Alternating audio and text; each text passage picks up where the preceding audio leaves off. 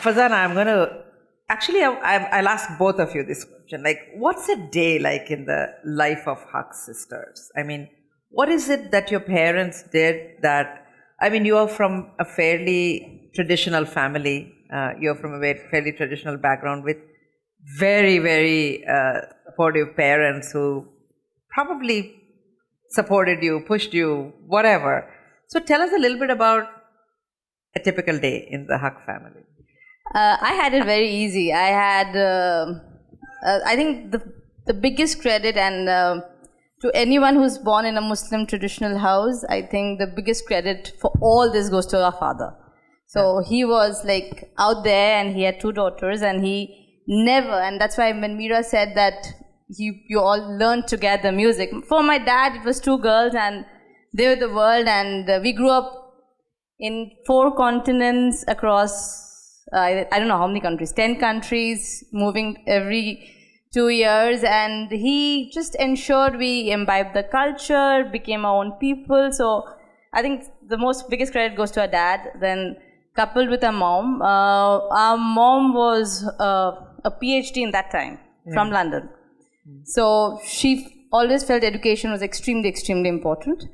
And then I had her, and she was always super achieving. So she's been a topper. Did it irritate you at some point? Like, why is she such a super achiever? Every time I would bring a report card home, and then the first thing, my parents knowing me and being the youngest in the family, and in my entire cousins, I'm the youngest. So knowing me, they would not make that comment, but everyone else would say, "Aapa ko dekho, like, see your sister, she's got full marks in everything. What have you done?" And so it annoyed me to a great extent. But that's why I said, after my dad and my mom, I think the credit goes to her, because she's always given this whole, and that's why she's always been the universal big sister, because she's given this whole umbrella of warmth and saying, and she's told me, be your own person. You want to fail, go ahead, fail. It's okay. So, to her also. So Farzana, what was the first for you? Did you feel that there were a lot of battles you need to fight, or was it fairly easy? We are very much our father's daughters. We are Abu's girls. But we are very much our mother. We are a carbon copy of Mariam, who is our mother. And every time we step out, she says, you have to make the Ummah proud. Ummah in Urdu means community. And for us, that meant India. So I'm of the vintage when I started working in the pre-Y2K age. So that was an age where India was not taken seriously. There was, we were known as the cost labor arbitrage from India who did work very efficiently. From there to now, where we are called in to help design business models for companies to survive, whether it is a Target or a Best Buy or whatever the retail firms were or the banking firms. So for us in the family, a typical day, Lakshmi, would be we getting up, fighting over who's wearing what, and all the time my sister disapproves of what I wear, and then doing our things, we go up. And the only important thing when we are together in the family is that we have to have dinner together. Whichever part of the city in Bombay, let's say we are there, or when we were growing up in London, or Saudi Arabia, or Dubai, or New York, dinner was always family time. And at home during dinner, we always discussed what is the one mistake we did today, and how will we overcome that? And what is the fun thing that we did today? So our mom would make that as a practice. The other thing was, every year she took us on a holiday. She told us it was a holiday, but it was more like a India Darshan. So we were growing up in various parts of the world, and she would get us 80s. Guys, this is 80s, much before any of the tech or flights, anything was that evolved. And she would take us to the remotest part of India to make us meet all our family. This is UP, this is Bihar, this is Orissa. And these are places that, for kids growing up not in the country, and you're going in trains, which are the wooden planks and rickety, train station food. She ensured we knew we were rooted. And on the topic of escape velocity, I think it's so important to have very strong roots. Your roots will give you the strength to grow. And for us, our parents have been an absolute root. Yeah. So you both have part of the technology world in a little different ways. And Farhana, I'll start with you. You've been, part of IoT, like way before people knew what IoT was. And what are some of the, if you look into the future, what are some of the technologies you feel that can really get India to be a leader? You know, we can leapfrog the legacy systems and take leadership position. When I started IoT, it was like when I set it up for India for Vodafone, it was like 6 years back, and that time there was M2M, and that was some level of meter readings and some amount of telematics kind of being done. To explain what IoT as a concept meant to even with the government to understand what it really would entail was a journey. Now for me, and that's a personal opinion, I've said this before, is India lost the manufacturing battle somewhere with China, right? Somewhere we kind of, with the amount of productivity and the population that we had, we could have become the biggest manufacturing hub. We somewhere lost the journey there. With IoT, we can actually do that. When we talk about digital transformation, we are the most equipped to do that. We have more than 5,000 startups in the country, and more than 80% of them are in and around something to do with technology. If I talk only IoT, we have more than 500 IoT startups in the country. And the most important thing, the reason why I think we are at the escape velocity to go into the trajectory where we can succeed is because in India, meter reading or a smart light or a camera with surveillance or environment monitoring is not a feel good. It is a necessity that is required. It is for safety, it's for security, it's for convenience. And for us, technology can do so much good, especially IoT can do so much good. I was telling you about that example of how AIMS, and this is one of my favorite examples, you all know vending machines, right? And for us, vending machine is snacks, fast foods, Coke, whatever, water. AIMS has leveraged the vending machines to give out life-saving drugs in the interiors of Madhya Pradesh. So because these drugs get sold, or there's a counterfeit drug which causes more of a trouble. So what they have is they have given the doctors a code, and you can, through IoT-enabled vending machines, actually punch in the code and get those drugs. So this is what the beauty of technology can be. It's technology for good. And that's why I think in future, the way we leverage digital transformation or IoT in the country could give us our place in the sun. So, Farzana, you represent India in international circles about forging relationships. I mean, you run a large P&L where you have to actually close accounts, where you work with companies. So what are some of the things you feel the world is looking to India to solve? Where are the places where you feel we can be a great partner? Our strength is demography. And the next few years, I'm going to be focusing on reskilling as many Indians as we can, both through the companies that I work for, the platforms I'm a part of and I'm very privileged to serve on. It's very important that everyone in this room and every Indian, as much as they can, be reskilled on the latest technologies, whether it's IoT, whether it's AI, cloud, machine learning, anything. And the reason is technology is for people. We should be able to use technology to have access to jobs. We should have used technology to have access to healthcare. See, what is the difference between us and someone who's less privileged? We have access. We have access to experience, we have access to knowledge. If we give that access to the billion plus Indians in India, I think that is our route to a developed nation.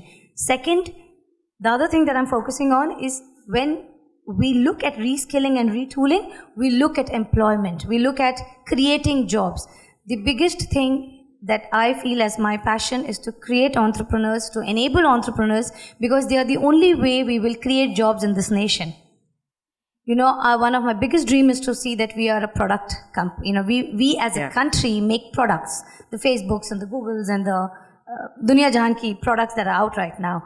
But for that, the accessibility of technology has to be there in the hands of as many Indians as possible. So we're working with the government, we are working with the institutes globally. So that's one aspect that I'm very, very proudly pushing for right now.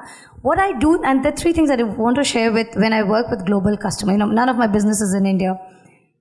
They look at us genuinely as knowledge partners. They feel if you're an Indian, you're good in mathematics and you're good in numbers. And you're very hardworking. You work all the time. And I think it's a part of our DNA to be very hardworking and studious, right? As Even if you're a singer, your parents will say, go study. So while we were doing what we were doing, our grandmother will say, you should know how to make halim and biryani. These are, delicacies. And we would come back home and say, oh, you have to cook. And while our parents would be, you have to focus on your education. So while we did so many things in life, it was important for us to keep that balance, right? In a situation like that, the world now recognizes that this, as a group of people, are very hardworking. So that works in our favor. Second, we are now looked upon as agents of transformation because we are the largest group of, democratic number of people in the world, right? So whatever we do has a ripple effect across the globe. Whether it's culture, whether it is business, whether it is creating companies. For example, even a company like which I work for in TCS, we started today, we have 5 lakh employee base.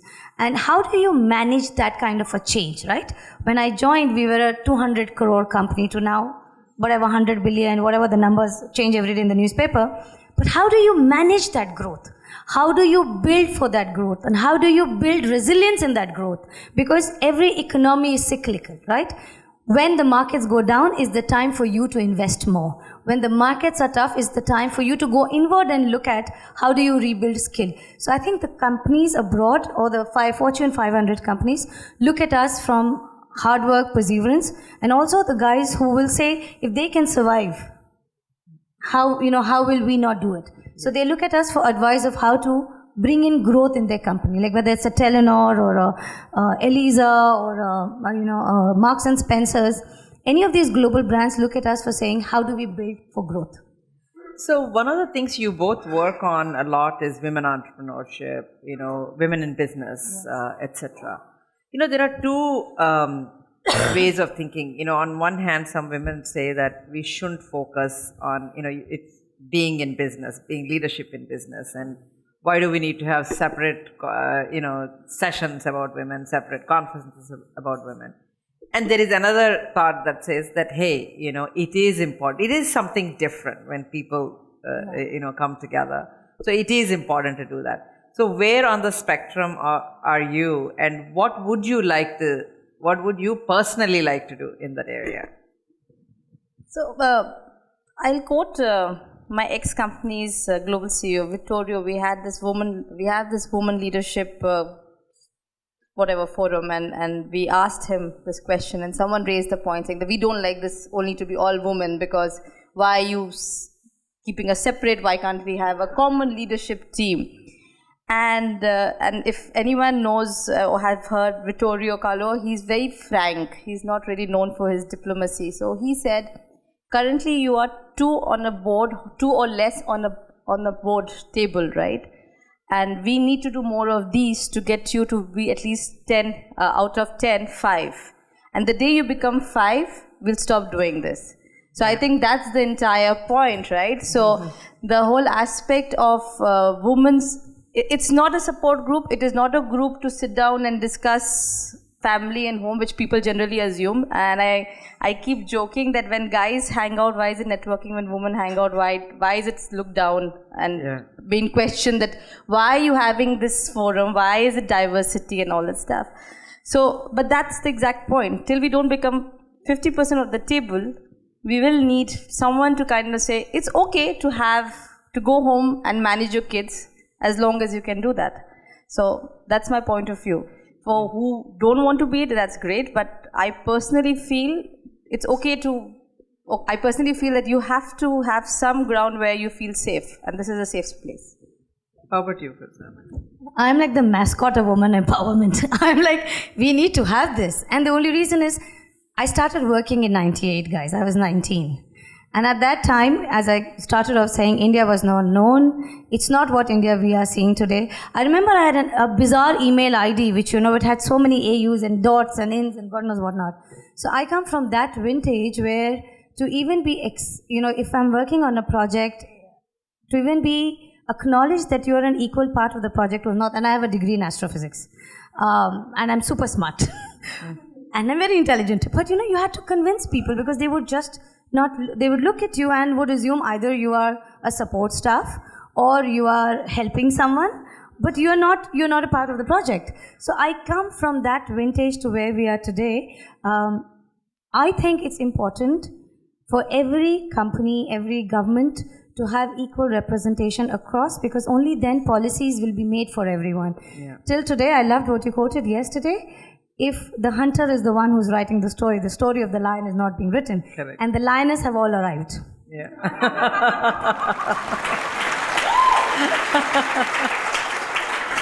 And one of my favorite stories is when I was with Intel.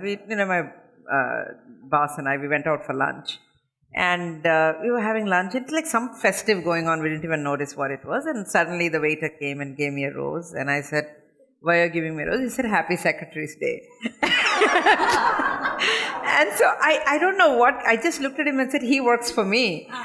And the waiter's face just fell. And my boss also rolled with the punches and said, "Yeah, actually I work for her, so I am her secretary." So he said, "Don't ever make assumption that the woman is the secretary." No, and I think I have to say this. This was 2001, and I was doing a sales pitch to Middle East. Let's keep it as Middle East, right? So I was doing a sales pitch, and then it was I think it was our companies, and for India the first $1 billion deal. So it was like high risk. Like this, if this was not there, I would not be even sitting here. This was the deal, right? So we walk in, and my boss was the CEO, said, "I'm not going to come. This is your." Then I became whoever I became and whatever I was driving. Said, "You go and drive this business, and let's see how you close this." And whatever it comes, when even they escalate to me, I will not interject. So I walk into this room, and they're all the sheikhs sitting, and it's a fancy, fancy place. And then my team negotiates, and they say, "Okay, now we will only leave the two people, the two people from our side and the customer to finalize this, because obviously there's this negotiation and dance happening both sides." And the sheikhs refuse to look at me, and I'm trying to negotiate, and they're not looking at me, and they were just so not willing to negotiate with a woman. This is 2002 or 2003, and then I just said, "Guys, this is it. I'm the last person you're going to talk to from India on this one. So if you're not going to close the deal with me, this deal ain't happening." I know it took a lot of personal courage for me. You must understand, I was really young, and you're like, I'm here and I'm working so hard, and our teams had worked for a year before this ultimate negotiation for that 1,000 crore deal, right? And they were like, I said, "Guys, if I walk out, you can't call anyone." And then they suddenly looked up. I think for the first time they saw me. They had just not even seen who I was. So yes, we come from that vintage, and for me, I want to leave a world where, I have 2 sons, where my daughter-in-laws find it easy. Yeah. Where, where the girls and the boys have an equal, and this is not even a discussion then, right? As long as we have people making policy for across genders, diversities, whatever, I don't like the things we have divided our world into. I'm a happy woman. Yeah. So I do have to ask you your wrap-up thought. We are talking about within and beyond, etc. What would be your beyond imagination? What would you like to see happen in India? What would you like to see in your lifetime happen in India? Women entrepreneurs driving unicorns, women running 50% of the BSE 110 companies, women in government, 50% of women in policy making. I think for me that is my dream. Where we are owners, Cheryl is a friend of mine, and I always talk to her about this, that the day we have our own billion is the day we can write those checks. The day we write our own checks to make the change we want, then we have arrived. For me, that's in India. My girl. How about you, Farhana? I'll go beyond work. I would like to see India which is safe. India which is safe for everyone. Yeah. To stand up and be able to say what they want to say, feel what they want to feel, and it's okay. And especially when it comes to women. And for me, I think that's the India I want to see, a safer India. So I want to wrap up by with a short story of a couple where the husband is a miser, doesn't give any money to the wife, and all the wife's friends are telling her, just dump him, why do you live with him? And she says, no, blah, blah, blah, whatever. And one day, but the guy tells her that you need to make a promise to me. When I die, the entire money that I'm leaving for you should be buried with me. And she agrees to it. And her friends are like, you're like really dumb, you know. Why? At least when he dies, you should get the money, right? She says, don't worry about it. So anyway, the guy dies. And they come home and then they say, so did you do it? And the woman says, yep, I did it. He's like, you left all the money? He said, yeah, I wrote a big check and kept it in his... So the point is, I love that story because women may seem like they're docile and all that stuff, but they're smart. They know what they're doing. So thank you to two of the smartest women we could have gotten.